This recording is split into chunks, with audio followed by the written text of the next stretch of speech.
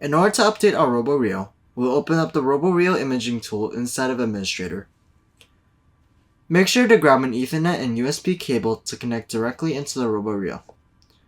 The goal of the connection to the two cables is to get rid of any chances that the comms get interrupted, thus not letting you update the RoboRio at all or letting it update at a very slow pace.